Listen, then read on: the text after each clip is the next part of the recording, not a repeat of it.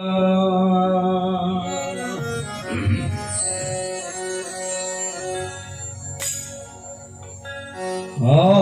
हैं सो जाएंगे राजा रंग फकीर, एक सिंहासन चढ़ चले और बांधे जंजीर।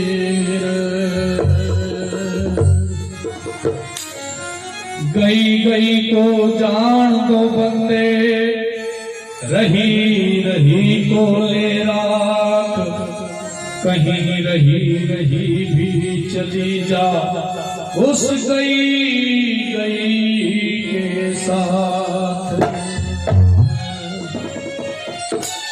तो सदगुरु महाराज क्या दर्शा रहे हैं?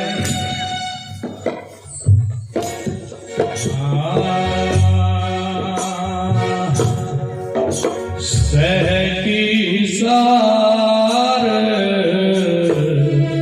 सुहागन जाने, सह की सार सुहागन जाने। तज अभिमान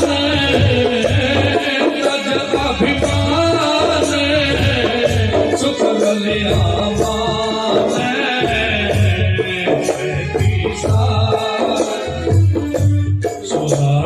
जाने,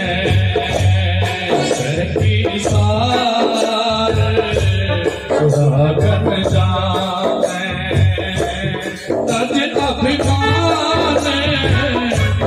तज अभिमान सुख लिया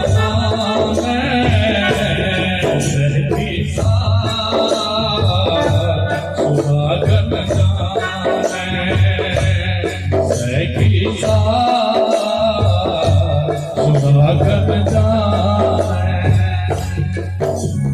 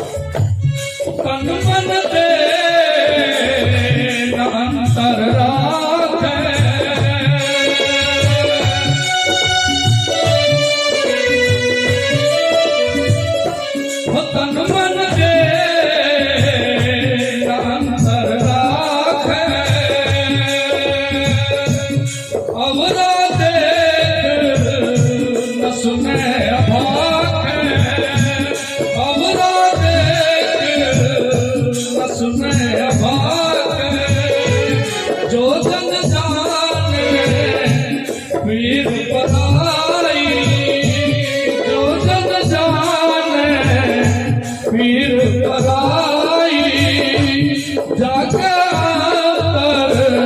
दर्द न पाई, जाके दर्द न पाई। सैकी सारे सुहागन जाने, सैकी सारे सुहागन जाने। तज अभिमान शुक्र लिया सैकी सुहागन जाने, सैकी सारे सुहागन जाने। भी सुहागन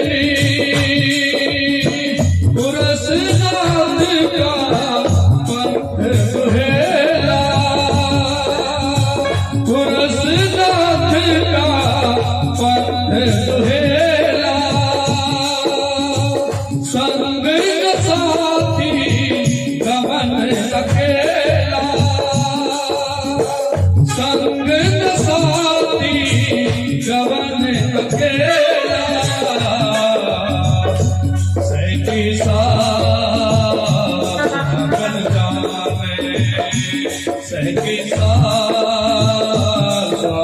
जाने तज अभिमान सुख रलिया माने सखी सुहागन जाने सखी सुहागन जाने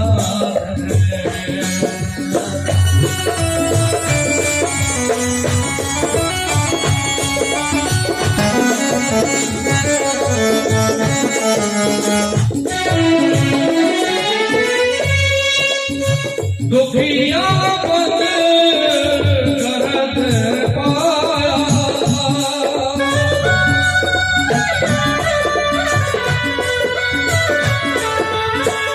दुखिया पद करत पाया बहुत प्रयास जवाब न पाया बहुत प्रयास जवाब न पाया कहीं रविदास शरण प्रभु तेरी कहीं रविदास शरण प्रभु तेरी जो जानो सो कर गत मेरी जो जानो सो कर गत मेरी सखी सुहागन जाने सखी सुहागन जाने तज अभिमान सुख रलिया माने सखी सुहागन जाने सखी सुहागन जाने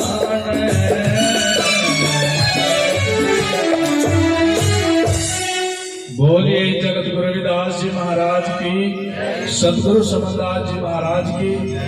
तो देखिए गुरु प्रेमियों, जैसे स्त्री अपने पति के ऊपर बलिहार हो जाती है, अपना तन मन सब उसको सौंप देती है, उसी तरह जो गुरु के शिष्य हैं अपना तन मन धन गुरु रूपी पति को सब निछावर कर देते हैं। उसी तरह कही रविदास शरण प्रभु तेरी जो जानो सो कर गत मेरी। हे मालिक, मैं आपकी शरण में हूँ, मेरी गति आपके हाथ में है, आप ही मेरी लाज रखने वाले हैं। क्योंकि संसार के अंदर परंपरा और पद वो सदा ही इंसान के अंदर होने चाहिए। अगर हम गुरुमुखी हैं, गुरुओं की संतान हैं, तो हम लोगों को सदा ही प्रेम से रहना चाहिए और अपने जीवन को सेवा में, भक्ति में, परमार्थ में लगाना चाहिए। कोई ये ना समझे कि हम सेवा करने से छोटे हो जाएंगे, नहीं, ऐसी कोई बात नहीं है। तो उसी के साथ मैं अपनी वाणी को विराम दे रहा हूँ। सभी अपने जीवन की शुद्धि के लिए सतगुरु महाराज के नाम का जय घोष बुलंद करेंगे। बोलिए जगत गुरु रविदास जी महाराज की, सतगुरु समदास जी महाराज की, आज के महान सत्संग की अपने को सतनाम सतगुरु अमर। सभी अपने जीवन और अंतःकरण की शुद्धि के लिए सतगुरु महाराज के नाम का जयकारा बुलंद करेंगे। बोलिए संत शिरोमणि रविदास जी महाराज की, संत शिरोमणि समदास जी महाराज की, आज के महान सत्संग की, अपने माता पिता की, बाबा साहेब सतनाम सतगुरु। बड़ा हर्ष का विषय है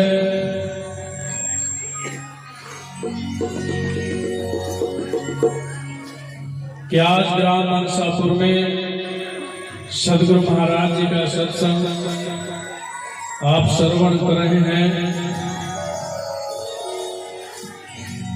भिन्न भिन्न वेशभूषाओं से सुशोभित आई सभी साध संगत मात्र शक्ति मंच पर विराजमान सभी संत महापुरुष, सभी को हृदय की गहराइयों से सादर नमन, साधुवाद। गुरु प्रेमियों, जब से सत्संग शुरू हुआ है तभी से आप विचारों का रस प्रवाह ग्रहण कर रहे हो, और मैं आपका ध्यान उस ओर ले जाना चाहता हूं जो ये पालकी यहां पर भेंट स्वरूप दी गई है।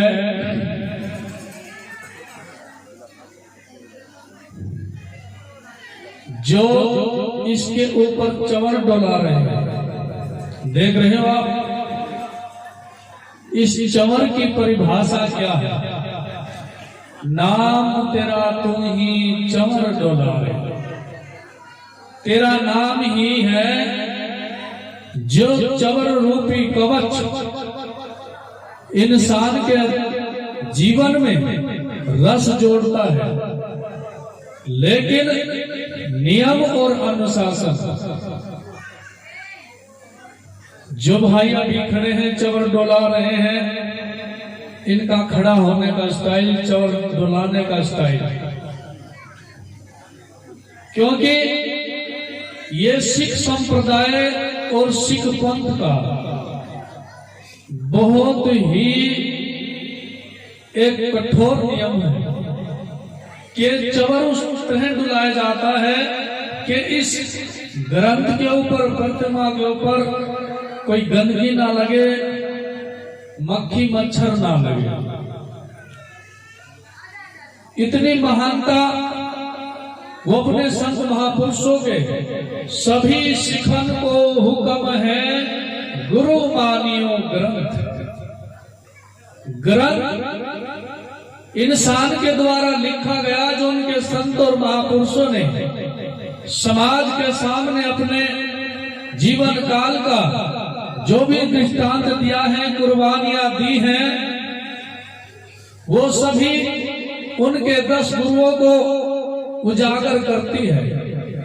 इनसे पहले एक छोटा बच्चा वो भी डोला रहा था, लेकिन वो लोग बड़े बड़े भाग्य अपने आप को समझते हैं जो चंवर की सेवा लेते हैं। लेकिन हम गुरुमुखी बन गए, सेवा करनी।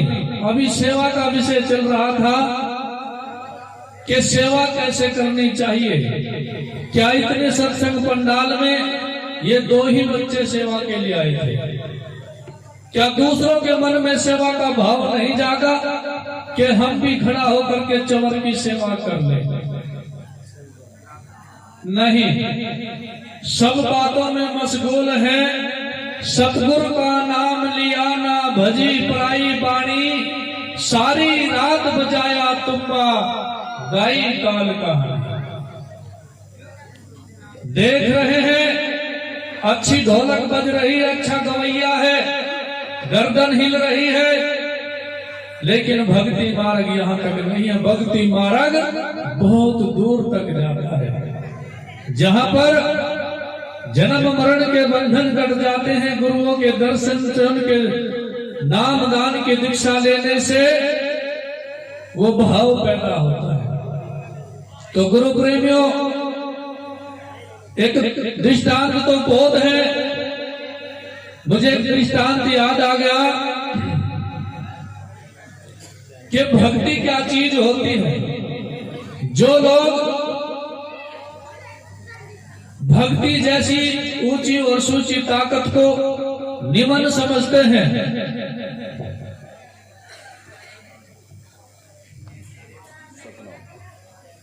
कुछ लोग नास्तिक होते हैं जो भक्ति जैसी रसधारा को मानने से इनकार करते हैं कि भक्ति कुछ नहीं, परमात्मा कुछ नहीं, भगवान कुछ नहीं।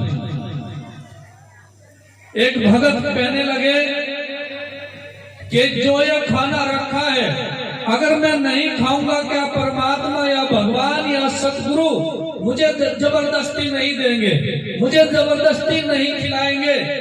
तो जो दूसरे सत्संगी थे, भगत थे, उन्होंने कहा कि गुरु की ऐसी दया होती है, परमात्मा वो मालिक खुद अपने कार्य खुद करता है, हम कुछ नहीं है। लेकिन वो आदमी कहता है कि ये खाना है, जब तक मेरी इच्छा नहीं होगी मैं नहीं खाऊंगा, और मैं आज सारा दिन उपवास रखूंगा।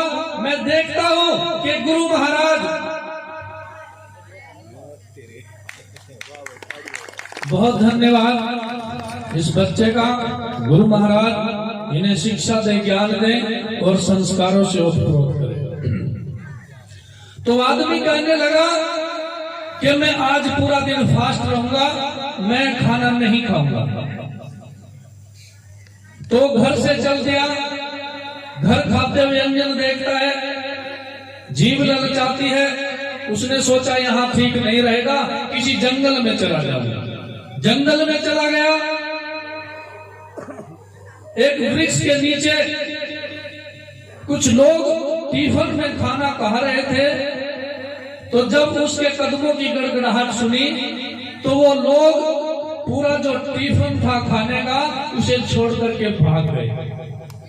उनके बाद वो आदमी वहां पर आ गया, खाने को देखा, बहुत अच्छा खाना था, टिफिन में था। वो भी वहां 5-7 मिनट के लिए बैठा।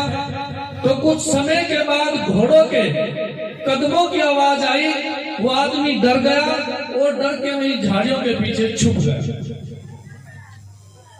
छुपने के बाद जो डाकू थे उन्होंने देखा कि किसी ने खाना रख रखा है,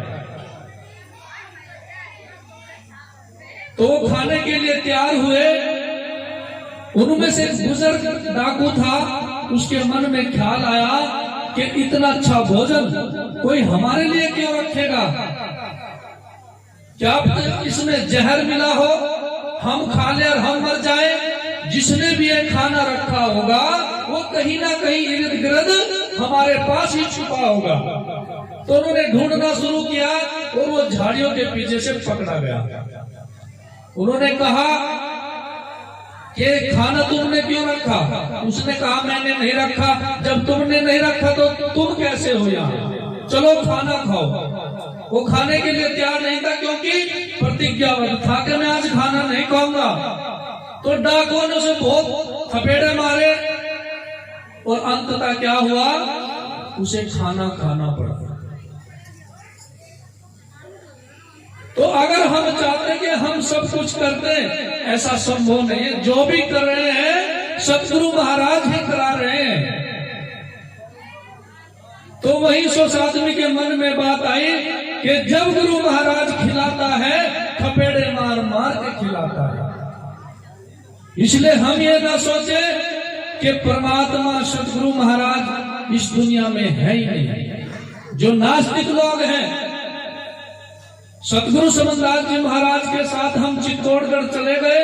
वहां पर सालाना प्रोग्राम था। गुरु महाराज बोले कि संचालन कर लो, तुम्ही को संचालन करना है। मैंने बंदगी की और सत्संग के लिए संचालन किया। वहां पर एक भंते आए हुए थे, बार बार उसकी फरमाइश हो रही थी कि भंते जी का नाम ले लो। तो उनसे पहले मैंने शब्द बोले कि ये चित्तौड़गढ़ की जो चित्तौड़गढ़ है इसकी धरती बड़ी पावन है, पवित्र है, जहाँ पर सतगुरु रविदास जी महाराज जैसे संतों ने अपना जीवन का कुछ समय यहाँ पर बिताया हो। और उस रियासत की महारानी मीराबाई ने भी सतगुरु रविदास जी महाराज से नामदान की दीक्षा ली हो। वो बड़ा ही पावन क्षेत्र होगा, वो बड़ी ही पावन धरती होगी। उसके बाद उस भंते का नाम मैंने दिया। बड़े ध्यान से सुनने की बात है। तभी भंते जी खड़ा होकर के कहते हैं, मैं इस धरती को कैसे पवित्र मान लूं जिस धरती ने गुरु रविदास जी महाराज जैसे संतों का कत्ल कर दिया। उन लोगों का व्यवहार सतगुरु रविदास जी महाराज के प्रति आज भी पवित्र नहीं है। मैंने उसी समय उसके हाथ से मैच छीन लिया। भंते सत्संग पंडाल से चला जा, तेरे तन पर जितने भी कपड़े हैं उसे देश संगत फाड़ देंगे।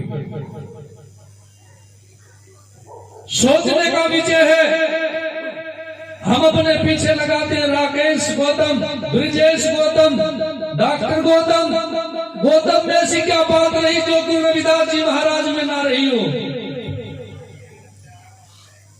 उस बात को हम क्यों नहीं सोचते? क्या कोई बाहर जाकर के कहता कि रविदासिया है?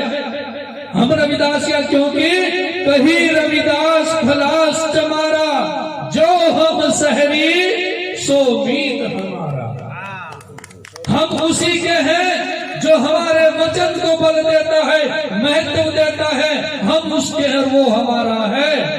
लेकिन हम लोग आज भी मानने के लिए तैयार नहीं है। इस समाज के अंदर एक बहुत बड़ा भ्रम है।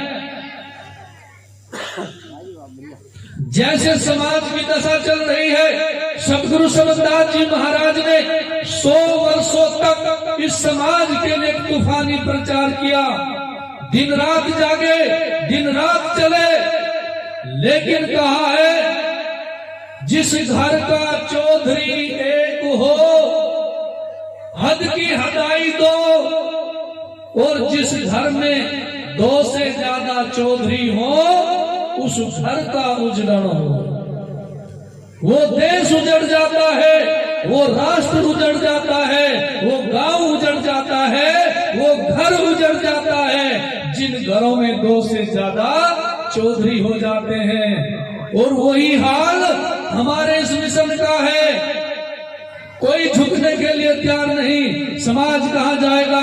क्योंकि गुरु प्रेमियों, हम पंजाब की बात करते हैं, जालंधर, डेरा सचखंड बल्ला, और उनके बाद चलते हैं ऑल इंडिया आदि धर्म जो खिरालगढ़ में है,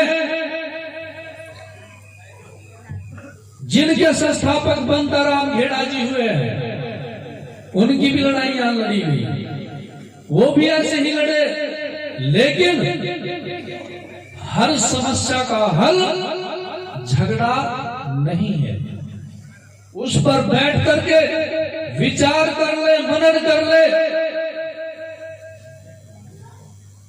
तभी हमारा जीवन सफल हो सकता है। गुरु प्रेमियों,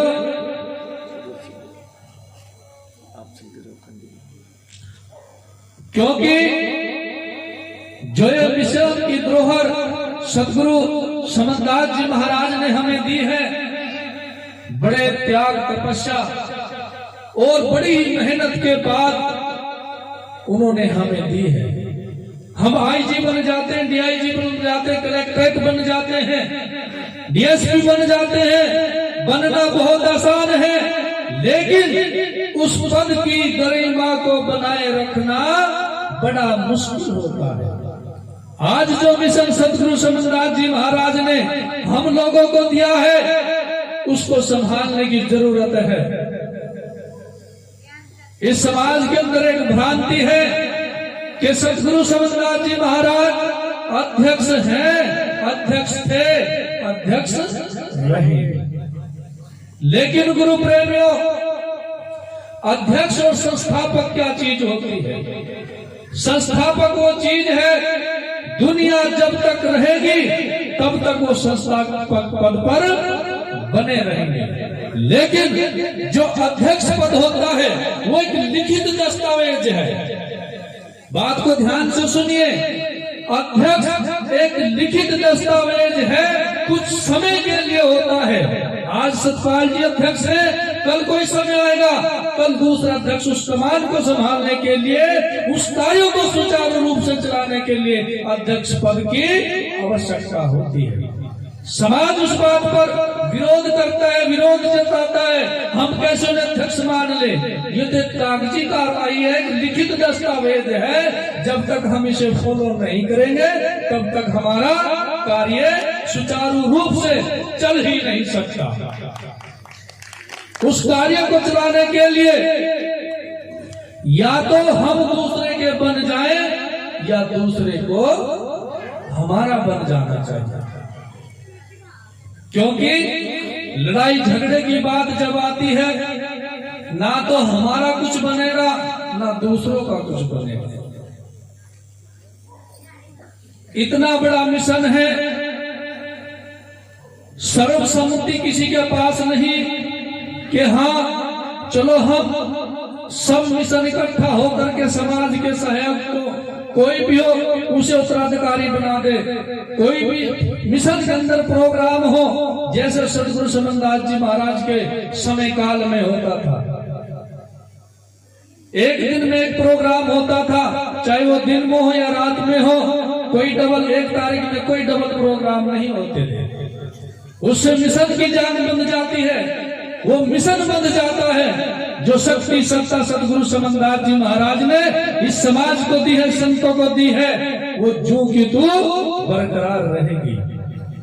इसलिए गुरु प्रेमियों, अगर उस पद को बनाए रखना है तो भ्रांति अपने मन से निकाल दो, क्योंकि जिन संतों ने महापुरुषों ने समाज को जगाने के लिए अपने घर बार त्यागे हैं, छोड़े हैं, उनके अंतरात्मा से पूछ करके देखो कि उनके अंदर समाज के प्रति कैसा दर्द भरा होगा। जितनी मात्र शक्ति बैठी है वो खड़ा होकर के कहे मैं अपने बेटे को संत बनाना चाहती हूँ, ऐसी कितनी माएं हैं जो अपने बेटों को संत बनाने के लिए तैयार हो? बोलिए। सत्संग तो हम हर रोज करते हैं, वाणी शब्द बहुत सुनते हैं, लेकिन जो विचार उनका प्रभाव होता है, उसका प्रभाव होता है जब इंसान के दिल और दिमाग पर पड़ता है तो इंसान के जीवन की विचारधाराएं बदलने लगती हैं। हम अपने जीवन की विचारधाराओं को बदलने के लिए सत्संग रूपी गंगा की आवश्यकता पड़ती है। बोलिए, कितनी माताएं हैं जो अपने बच्चे को संत बनाना चाहती है?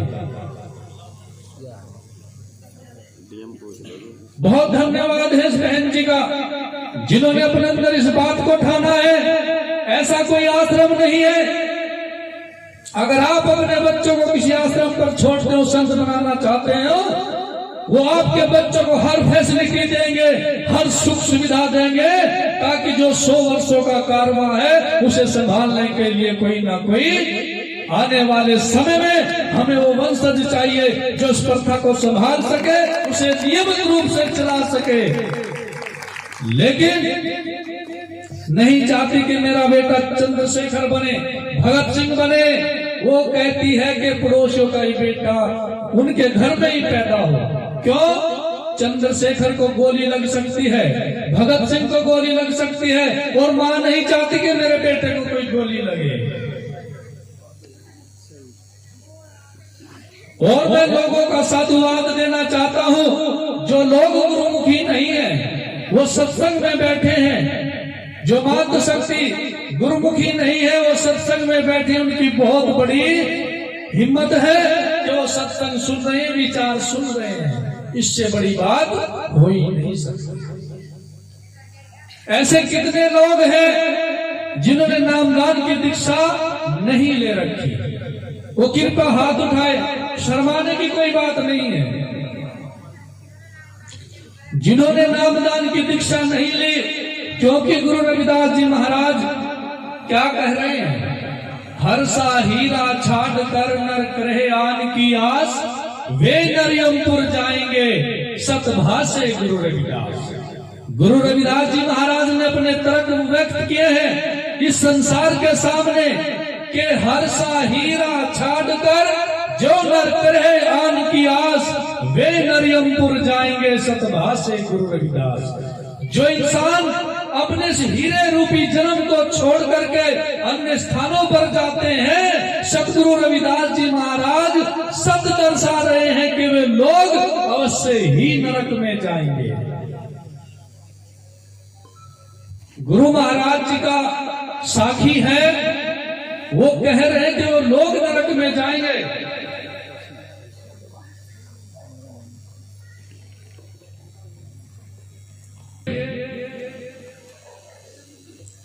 एक प्रश्न आया है डॉक्टर वीरेंद्र सिंह हलालपुर की तरफ से कि मन को कंट्रोल करने का क्या साधन है? मन को कंट्रोल, अपनी इंद्रियों को वश में करने का मात्र एक साधन सिर्फ भजन है, जिसके माध्यम से इंसान की इंद्रियों का दमन होता है। संत की उपाधि बड़ी है या फिर डॉक्टर की डिग्री बड़ी है। कहा है कि देखो मेरे साधो संत करे बादशाही, दया शहर एक शब्द मुलक है, समझ की गलिया माही, निश्चय नाम तख्त पर बैठो सतगुरु से बोलाई। संत तो एक बादशाह से भी ऊपर, लेकिन जो एक डॉक्टर की डिग्री है, जिसे हम डॉक्टर भीमराव अंबेडकर जी के परिवेश में ले जा सकते हैं कि शिक्षा के बिना हमारी उन्नति और प्रगति नहीं हो सकती। क्यों? अगर हम पढ़ेंगे लिखेंगे तो हमें अपने हक और अधिकारों का पता लगेगा कि हमारे अधिकार क्या है, फंडामेंटल राइट्स क्या है, हमें कैसे जीना है, किन लोगों से अपने आचार विचार करने हैं, किन लोगों से हमें हक अधिकार मांगने हैं, किन लोगों से हमें सत्ता के लिए लड़ना है। डॉक्टर की उपाधि भी कोई कम छोटी उपाधि नहीं है। जो लोग रात रात जाकर के पढ़ते हो, समाज का कार्य करते हो, क्योंकि बाबा साहेब अंबेडकर जब सारी सारी रात पढ़ते थे तो उनके सेवक ने पूछा, बाबा आप सारी सारी रात पढ़ते हो? हाँ मैं पढ़ता हूं। जो पूंजीपति लोग हैं, जो उनके सदा अंगेस्ट रहे, खिलाफ रहे, नेहरू हो, गांधी हो, जीता हो, उन्होंने कहा मैं इसलिए पढ़ता हूं क्योंकि समाज को बहुत जरूरत है। अगर ये पढ़ेंगे तो आगे बढ़ेंगे, पढ़ेंगे नहीं तो पिछड़ जाएंगे। क्योंकि आप इसलिए सोचते हो आपका समाज पढ़ लिख चुका है, समझ चुका है अधिकार क्या चीज होते हैं, लेकिन मेरा समाज आज भी अनपढ़ है, शोषित है, दूसरों के लोगों के आगे गुलामी करता है। इन लोगों को मैं वो संविधान, वो सत्ता देना चाहता हूँ, अधिकार की बात करना चाहता हूँ, ताकि इनका जीवन नरक में ना पड़े, इनका जीवन खुशहाल रहे। गुरु प्रेमियों, हम सारी रात सत्संग करते हैं। अभी जिक्र चल रहा था कि हर सा हीरा छाड़ कर नर करे आन की आस, वे नरियमपुर जाएंगे सदभाषे रविदास। जब सदगुरु रविदास जी महाराज कह रहे हैं कि वे लोग वास से नरक में जाएंगे, या तो गुरु रविदास जी महाराज ने कथन गलत लिखा है या आप सच हो। बोलिए, अगर आप सत्य हो तो कहो कि गुरु रविदास जी महाराज ने साखी को गलत लिखा है। अगर आपके मन में जहन विचार है कि गुरु रविदास जी महाराज सत्य हैं, हम झूठ हैं, बोलिए। प्रश्न सभी साथ संगत के लिए है। जब गुरु रविदास जी महाराज सत्य हैं, हम लोग सत्संग में आए हैं, तो सच्चाई को स्वीकार करने से, ग्रहण करने से पीछे क्यों हटते हैं? या तो ये कहो गुरु रविदास जी महाराज सत्य कह रहे हैं और हम नामदान की दीक्षा लेना चाहते हैं, फिर तो ठीक है। अगर आप इस विचार पर नहीं आते कि हम सत्य हैं, गुरु रविदास जी महाराज झूठ हैं, हे लड़कियों,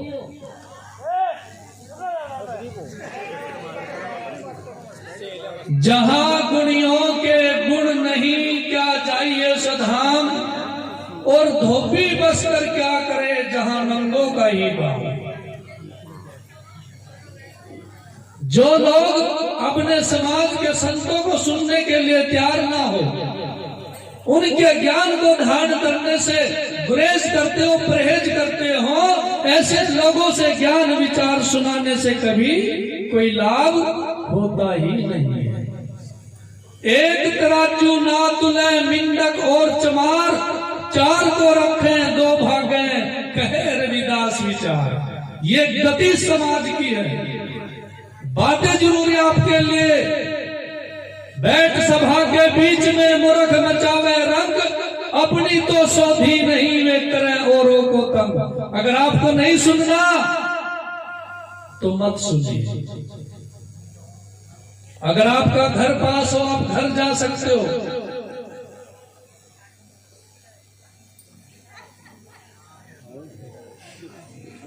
हसदे नी खिड़खिड़ जेड़े रोवणगे यार कलनू यम्मा लेखा फड़ना, यम्मा लेखा मंगना फड़ के तलवार करना। आज हंस रहे हो कल रोने का भी समय आएगा, उसे भी याद कर ले। तो गुरु प्रेमियों, कम बोलना और ज्यादा समझना वो सदा गुणी लोगों की निशानी होती है। बात शिक्षा की चल रही है।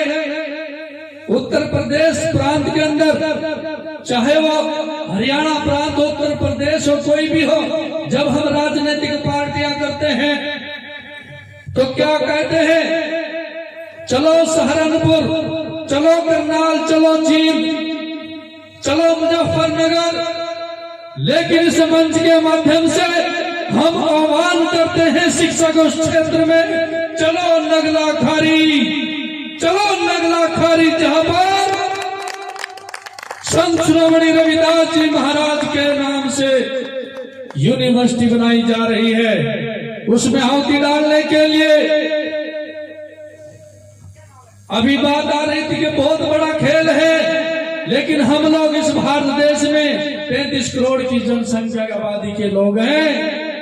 अगर हर रोज 1 रुपए इकट्ठा करके, हर रोज 35 करोड़ रुपए इकट्ठा होकर के हर रोज एक यूनिवर्सिटी बन जाती है, लेकिन समाज जागरूक नहीं है, अधिकारों का नहीं पता है, जागने के लिए तैयार नहीं है। सदियों से दबा कुचला समाज सोया पड़ा है, लेकिन आज भी अगर नहीं जागा तो आने वाले समय में कोई गुरु रविदास जी महाराज, कोई बाबा साहब अम्बेडकर, कोई संत शिरोमणि समनदास जी महाराज इस कारवा को जगाने के लिए दोबारा नहीं आएगा। सुनो हे नर नारी, मत चुको अब की बारी, समय बड़ी मुश्किल से मिला है, ये आपके हाथ में है। वो समय आपको पकड़ना है या अपने हाथों से निकाल देना है। तो ऐसे कितने लोग हैं जो नाम दान लेने को इच्छुक हैं? वो हाथ खड़ा करें।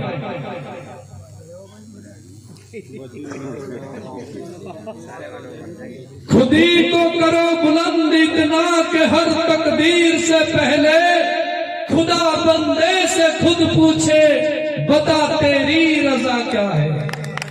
मिटा दे अपनी हस्ती को जो चाहे कुछ मर्तबा पाना, दाना खाक में मिलकर गुले गुलजार होता है। बस बात वही है, सारी रात गाए गिट्टे पल्ले झाड़े और चल दिए रीते। चलो कोई बात नहीं, खत्म हो गया। लेकिन दुनिया के मेले कम ना होंगे, अफसोस हम ना होंगे। बहुत बड़े संत महापुरुष दुनिया में आए और चले गए, लेकिन कारवां काफिला ऐसे ही चलता रहा। सतगुरु समनदास जी महाराज ने भक्ति रूपी जो बीज बोया है वो कभी खत्म होने वाला नहीं है। मरते रहेंगे, जन्मते रहेंगे, नाम दान लेते रहेंगे, छोड़ते रहेंगे, प्रक्रिया निरंतर चलती रहेगी। तो गुरु महाराज जी वाणी के अंदर क्या दर्शा रहे हैं? कहा है पतिव्रता नार वो जिसका पति एक, और वो पतिव्रता नार ही क्या जिसके पति अनेक। इस दृष्टांत को गुरु रविदास जी महाराज जाहिर कर रहे हैं। वाणी के माध्यम से क्या दर्शाया गया है?